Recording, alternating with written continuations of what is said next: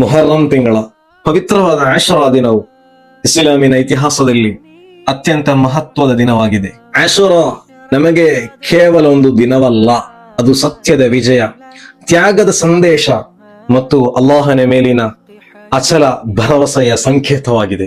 ಈ ದಿನದಲ್ಲಿ ಅಲ್ಲಾಹನು ಅನೇಕ ಪ್ರವಾದಿಗಳಿಗೆ ವಿಜಯ ಹಾಗೂ ರಕ್ಷಣೆಯನ್ನು ಅನುಗ್ರಹಿಸಿದ ಪವಿತ್ರವಾದ ದಿನ.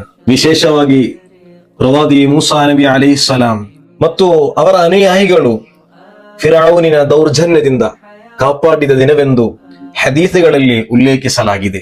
ಆಶುರಾ ದಿನದ ಉಪವಾಸವು ಕಳೆದ 1 ವರ್ಷದ ಸಣ್ಣ ಪಾಪಗಳಿಗೆ ಪ್ರಾಯಶ್ಚಿತವಾಗುತ್ತದೆ ಎಂದು ಪ್ರವಾದಿ ಸಲ್ಲಲ್ಲಾಹು ಅಲೈಹಿ ವಸಲ್ಲಂ ಅವರು ತಿಳಿಸಿದ್ದಾರೆ. ಆದ್ದರಿಂದ ಈ ದಿನವನ್ನು ಉಪವಾಸ, ಕುರ್ಆನ್ ಪಾರಾಯಣ, ಪ್ರಾರ್ಥನೆ, ತೌಬಾ ಮತ್ತಿತರ ಸತ್ಕರ್ಮಗಳಿಂದ ಅಲಂಕರಿಸೋಣ. ಅಲ್ಲಾಹನು ಆಶುರಾ ದಿನದ ಪುಣ್ಯಗಳನ್ನು ನಮಗೆಲ್ಲರಿಗೂ ಅನುಗ್ರಹಿಸಲಿ. ಆಮೀನ್. ಅಸ್ಸಲಾಮು ಅಲೈಕುಂ.